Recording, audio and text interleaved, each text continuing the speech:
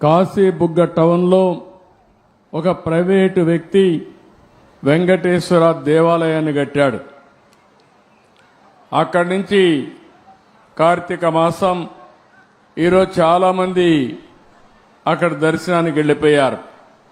కనీసం ఆయన చేసినప్పుడు పోలీసుకు కూడా చెప్పలేదు. చెప్పుంటే పోలీస్ ప్రొటెక్షన్ పెట్టి ఎక్కడికక్కడ కంట్రోల్ చేసేవారం.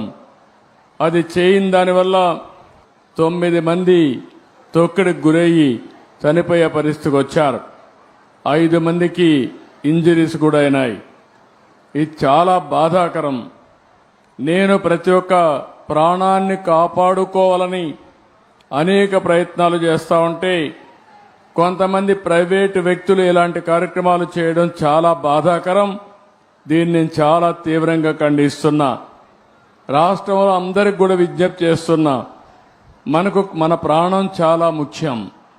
ప్రాణాలు కాపాడుకోవాలంటే మనం కూడా ఒక బాధ్యతగా ఉంటే తప్ప ఓసారి వెళ్ళిపోవడం, ఎక్కువ మనుషులందరూ సమీకరణ కావడం, అక్కడ స్టాంపేడ్ జరగడం, ఇలాంటి దుర్ఘటనలు జరిగేదానికి దోహదం చేసే పరిస్థితి వస్తూ ఉంది. ఏదేమైనా మనం గుర్తుపెట్టుకోవాల్సింది, అమాయకులు చనిపోయారు. నేను చాలా బాధపడుతున్నా. అందుకని ఈ దుర్ఘటన పట్ల చాలా సీరియస్గా తీసుకుంటూ ఎవరైతే దానికి కారకులో వాళ్ళందరినీ కూడా ఇమ్మీడియట్గా కస్టడీలో తీసుకుని పూర్తి విచారణ చేసి తర్వాత ఏం చేయాలో తదుపరి చర్యలు చేపడతాం. ఇలాంటి సంఘటనలు ఈ రాష్ట్రంలో జరగడానికి వీలు లేదు. అందుకే ఒక పక్క దాన్ని చేస్తూనే అమాయకులు చనిపోయారు. 9 మంది ప్రాణాలు కోల్పోయారు. ఆ 9 మంది ప్రాణాలు కోల్పోయిందని నేను చాలా బాధపడుతున్నా. ఏ ఒక్క వ్యక్తి చనిపోకూడదనేది నా భావన. ప్రాణం విలువైనది. అలాంటి ప్రాణాలు పోగొట్టుకున్నప్పుడు మనం కూడా బాధ్యతనే ఇది చేయాల్సిన అవసరం ఉంటుంది.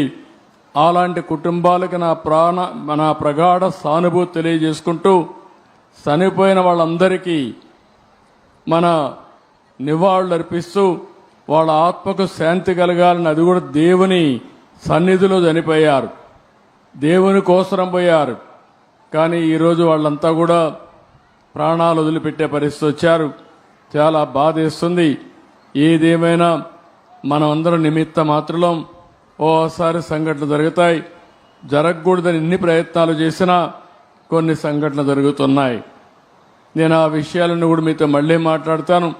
కాశీబుగ్గలో జరిగిన సంఘటన పట్ల దిగ్భ్రాంతిని వ్యక్తం చేస్తూ చనిపోయిన వారి పట్ల నా ప్రగాఢ సానుభూతి తెలియజేసుకుంటూ వారికి ఆత్మశాంతి కలగాలని భగవంతుని మనస్ఫూర్తిగా ప్రార్థిస్తూ ఇక్కడే అందరూ కూడా లేచి 2 నిమిషాలు మౌనం పాటించాల్సిందిగా మిమ్మల్ని అందరినీ కోరుతున్నా.